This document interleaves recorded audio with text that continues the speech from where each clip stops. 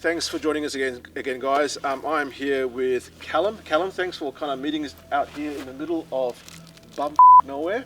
I always bring strangers out here. Normally it's easier with a shovel.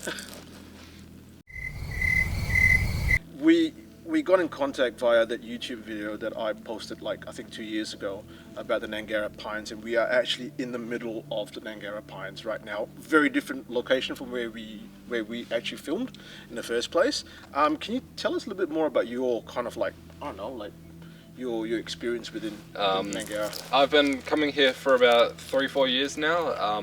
4 years coming here, 3 years, especially at night time. Normally I'm here with a bunch of friends. It all started with just one day after I'd finished work at about midnight. A friend was like, "Oh yeah, let's try out the Pines. We've never actually been at night." Yeah. So we came here, and it's always been a very common spot where we've just had meetups and group things. Very commonly we'll just find somewhere, put a speaker on, play some music, and set up a campfire, or sometimes stay the night and just chill. Yeah. And you mentioned that you're about to take us to a few spots within the Gnangara Pine plantation where you've heard stories of weird things happening. You've perhaps even had weird experiences in there. Yeah, I've had a few experiences that I just couldn't explain, that were odd and didn't make sense, and heard a few stories that seemed outlandish and still just didn't seem like they were unbelievable and such. Yeah. Okay. I reckon let's kind of start the night and let's kind of go deeper into the forest and see what the night brings us. We shall. Let's do that. We were having a chat in the car that this place is sometimes frequented by witches who dance naked in a circle. Is this the place where we're going to see naked women dancing around a bonfire? Because I'm up for that. Unfortunately, my friend, no titties tonight. No titties. You did tell us before, though, however, that this particular location was the place of one of your first supernatural paranormal encounters in Gnangara Pines? Yeah, my first encounter. So what happened was my friend parked his car just there. It was me and 2 other friends. One of them was driving. I'm in the passenger side on the left, and another friend was on the right. So the right-hand side, all the windows are down there. Yet the left side, which is facing this way, my entire left side of my body, from foot to fucking shoulder, freezes. Pins and needles, cold, everything. When I'm fully rugged up, and just at that single moment I had one word in my head that didn't feel like it was from my own head, which was "get out." I don't know if it was from my own safety or something threatening me or something saying for our safety, but that was what entered my head. And I looked at my other friend. He turned to me and said, "I felt it too." To which we turned to our other friend and said, "Punch it." And we took off. And you guys just you said something quite interesting on the way here about this road, kind of what is known to happen on this road. Yeah, so there's I don't know if it's a joke or not, but there's something that's called the Ghost of Turkey Road, which is the road we're currently on, that is apparently known for taking out car batteries, where at some point the car will just stop working, and when they look into it, it's the battery that's the problem. I can't verify if this is true. I've heard it from a couple of people, but I don't know who they heard it from. But that's just the common story of this road in particular. Right. And when you were talking about having that feeling in the entire, that side of your body that goes kind of numb and cold, look, my skeptical mind would say, hey, a wind would have blown through because we're standing in a fairly exposed area as opposed to in there. Was it the wind? Was it just something else a little bit different than the wind? It just felt like, I don't know, something was there on that road, because after all, my windows were closed, there was nothing that could have gone to me, and if it was the wind from the right hand side of the car, then I would have felt it on my right hand side. Yeah. So I just couldn't fully explain how I felt, aside from something weird was going on. Okay. And did your friend, because your friend looked at you and she felt something? You felt something, or? He felt something similar from the left hand side as well. Some sort of presence or something from here. And we just felt that it was for the safest interest to book the fuck out. Interestingly, right, the last time I was in Nangara with Steve and my friend Zul, something very similar happened where I was walking and I just felt like pins and needles, like just cold on the left side of my body, and I could see Zul in front of me, and he looked like he was a little bit uncomfortable, so I stopped him and I says, "Hey, Zul, okay, tell me, what are you feeling? Because there's something here." And I go, "Okay, tell me which side that something here is." And he said, "That side." And it was the same side that we felt something really strange at as well. But you know what? It's cold tonight, and there's a stillness in the air today. Yeah. Do you feel anything in here particularly? Or I honestly have only felt one other sort of feeling from this road. Yeah. And that was a couple months ago. Only twice have I ever felt anything from here, actually. Okay. And the voice that you heard, like, just as a side note, the voice that you wasn't a voice. It was like a thought. Words in my head, essentially. Feminine, masculine. Masculine, I think. Okay. I've never heard it again. Not since then. Not in this entire plantation. Not in this entire plantation. Not Right. since the 2-3 years that I heard it. Okay. Is there a creepier spot than this in Nangara? I don't know specifically what is creepier or not, but I know there are certainly some interesting spots that could potentially be creepier. Yeah. Is there a place here with like a structure or anything like that in the Pines? Yes, actually, there is a cabin that's been built that's just down the road. Oh, but in this general area? Yeah, in the general area. Could we check it out? Absolutely. Let's do it.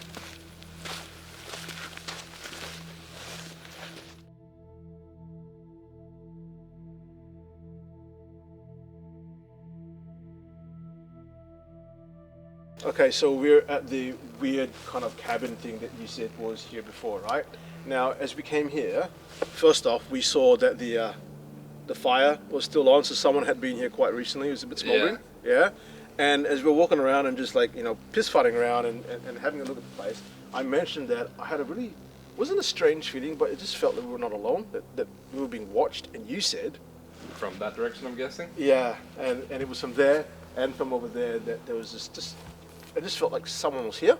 Yeah. And I'm not saying it's anything paranormal, just the feeling of being watched. And you said there were a couple of stories associated with it. Yeah, such as one night I was camping here with a group of about 13 people. Yeah.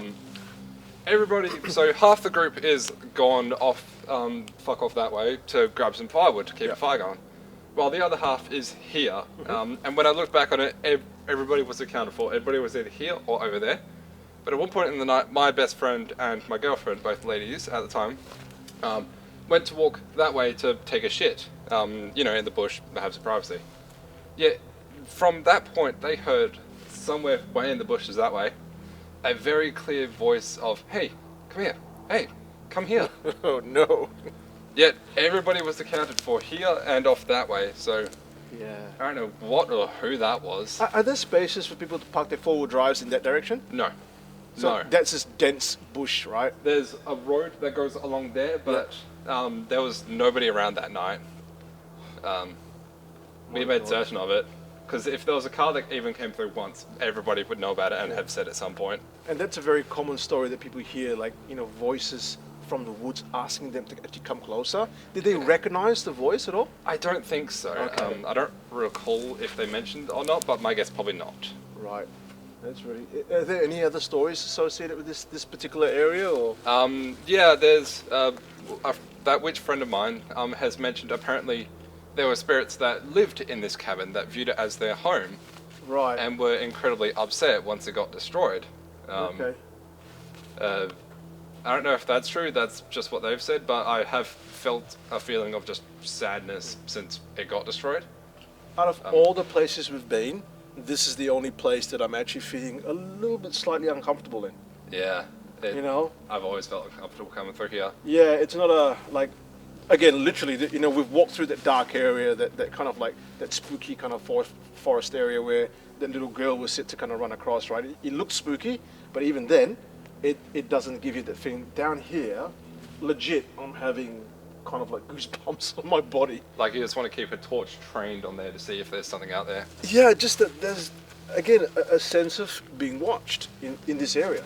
And I don't know, people, a lot of skeptics will say, and rightly so, we're in an area where there's signs of civilization, there's things around, and so your mind puts two and two together and says there's something here. But I don't know, it's just a really weird feeling that, it's a very odd, this is an odd place. It is incredibly so. This is very odd. And I think there was one story I was told, which I think was just made up fantasy, but it is a story nonetheless, of there was some sort of witch convergence here, which was of a satanic nature. Oh. This could have just been a spooky story to tell in the dark, but this just something that was relayed to me through a friend.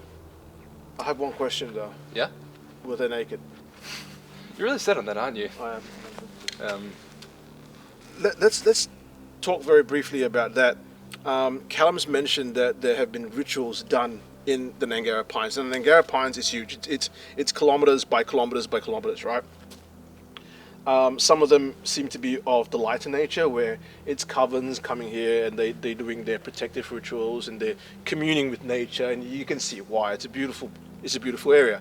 But then there are other groups that they have heard through their own coven telegraph that there are other groups that come here for more nefarious purposes. Yes, through darker means to get bigger rewards such as riches and prosperity, or just to worship other sides.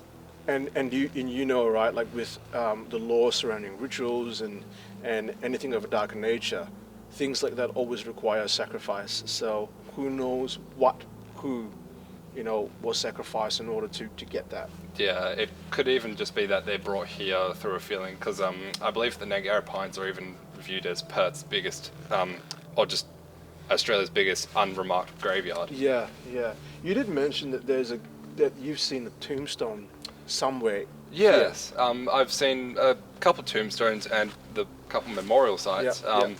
We'll head to that tombstone at some point. Okay. And I'll stop at a few other spots and tell you stories I've heard / experienced through here. Okay, that's really, really odd. And funnily enough, now that feeling's gone. Yep, just like that. Do you experience that? Like for some reason that something comes over you and you feel really odd, and then next minute it's just disappeared? Yes, Yeah? I do. I try not to think about it too much, because generally if someone draws attention to it, then I just think I'm hyping it up through group motivation, Right. rather than actually experiencing it. So what you're actually saying right now is that there could have been 10 naked witches watching us from the tree line, and they've just disappeared now. Yep, because you scared them off. Story of my life. So Callum, we've left the naked witches behind, and we're now in this what looks to be like a desolate sand pit. Why have you brought me here? It's affectionately known as the sand ball, so you're close. Well, there we go. So this is actually where some of my mates were converted from full skeptics to believing into the supernatural. Okay. Because at one point some of my mates they brought their car out. One of them is fairly new to four-wheel driving and is a fucking dumbass. So he gets stuck about just there. Just not far from where we exit. It's soft sand immediately. Okay. And so they have to try to dig their car out. So some of them are digging their car out, and as they hear from that sort of crest over there at the top of the hill. Okay, right over there? Yeah, there is nothing there, for those that can't see. Yeah. But there is nothing there, yet they heard clear as day multiple voices saying, hey, come here, oi, come over here, oi, need a hand? Need a hand? Do you need help digging you out? Nothing is there. There is no plants, nothing. They could see, but from the car's lights, nothing was there. So how loud was that, do you reckon, that they heard? It sounded like it was right next to them. It sounded like it was right next to them. Right. There's, and like the stories that Callum has kind of mentioned before, right? There seems to be a lot of auditory stuff that happens in the pines, as opposed to like visual. I know we've talked about the little girl that runs across the road, but again, back near the cabin, there was like, hey, come here. And again, down here as well, like, hey, come over here. Do you need a hand? Do you need a hand? There was a lot of like, do you need a hand? Do you want us to help you? And what did they say? No, we don't need a hand. Off, we don't need a hand. To which they pretty much immediately got out and got out. Like, they were gone. They were not sticking around for that shit. Which is the right action. Yeah. It's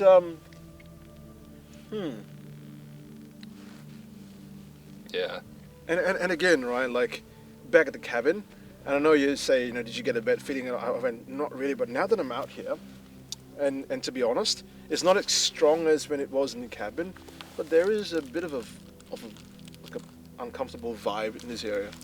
Yeah, I haven't really felt an uncomfortable vibe. I've just in the past heard weird animal calls that confuse me, such as online. I don't know if you guys have heard this, an animal noise that's very called what sounds like a skinwalker or that sort of thing. Yeah, okay.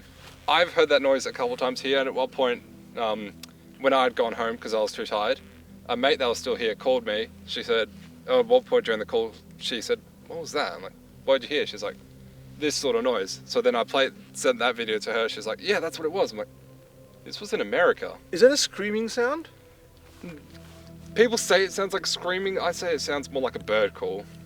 Right. Okay. And it's really interesting that we were talking about UFOs as well, right? As I'm looking over there, you can actually see the car headlights kind of like light the area up, so I can see how it's easy for, especially with the reports of UFOs here, for people to see that. But you also mentioned that we're near the airport. There is an airport just, I believe, down that direction. Mm-hmm. I've seen planes take off and land from there. Okay. And I know there are some people that will park at the fringes and then like fly a drone a couple Ks in. Yeah, and that would, especially if there's lights associated with the drones, Yeah. you would see kind of things floating in there, right? Yeah, Right. exactly, because if it's too dark to see and you just see this red light sort of following your group, you're like, the fuck is that thing? Yeah, but it's, again, the feeling's kind of gone. Like, this is something that I've noticed in Nangara, walking with Zul, as well as walking with you, is that it comes and goes. It's never a persistent feeling from one spot to another spot. There's just these spots where you suddenly feel really strange and uncomfortable, and then it goes. Except the cabin, I don't like it there.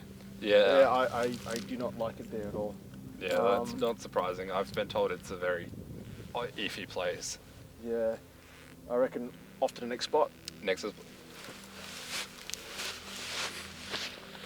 I've had a couple of experiences of spirits and demons outside the pines before I even started coming to the pines. Such as one time when I was a lot younger, about 9 or 10, this from my mum. I was in bed, and this wasn't long after my previous dogs had died.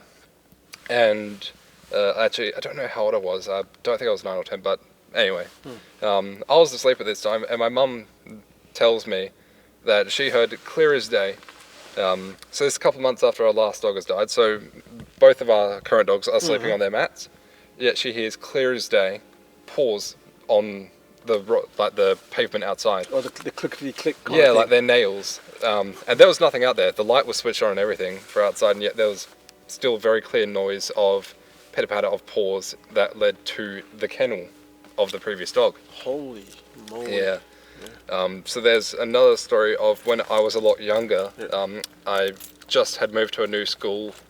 I was about 10 or 11 at the time. And I just remember waking up. The sun is about an hour or two away from rising. And I just see on the top of my dresser in my room a shadow. Something crouching in my room. And I am just frozen. I cannot move. Jeez. And it stood there for about half an hour until I just said to myself, this thing's probably feeding off my fear. Yeah. And could you move? As soon as I had that thought, I could move. Oh, okay. Yeah.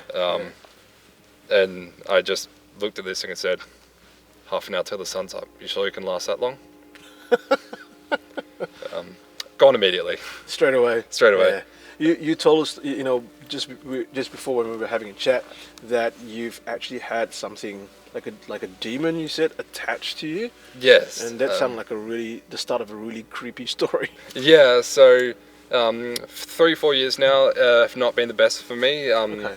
Sorry to a hear lot that. of it's all good. I'm doing better now. A lot of shit stuff happened, and I was not doing great emotionally. And at that time something attached itself to me. And I've talked to both friends that are witches and even a pastor at one point, and they said this thing was a chameleon. Because at one point I described to them what it was, which was a shadow child, something trying to pretend to be a child, except I could see almost a fiery background behind it whenever I saw it out the corner of my eye. So you'd see this figure out of the corner of your eye, Yeah. and it seemed to be wreathed or in the background of it, fire. Yeah, no, as in the fire was behind it. Oh, okay. And so, yeah, and I knew immediately, that thing's not a fucking child. Right. So then I talked to a witch friend about that, and she said, yeah, that's actually a chameleon that's trying to feed off your anxieties and fears, and always telling you, fear this, say no to that, fear this. Okay. And yeah. You know, like when you say chameleon, a chameleon is something that can shift, that can kind of like stay in the background, and you not know it's there. Was that the case with this thing, where you used to see it out of the corner of your eye, like every day, or? I had never seen this thing's actual physical presence until quite recently. I just always had a feeling that something negative was attached to me, essentially. Right. Okay. Are you rid of it? I don't know. I don't feel the same way that I used to. Okay. So I could say with certainty its grip is not as strong as it used to be, but I cannot confirm or deny because I haven't asked if it still is there. Right. But you just haven't seen it. You haven't felt its presence. Yeah. In a very long time. So there's a suspicion that perhaps with the with your emotional and your kind of health issues, kind of almost dealt with, that it's like left because it has nothing to feed on. Yeah. In that sense, yeah. Yeah, that's right. Wow.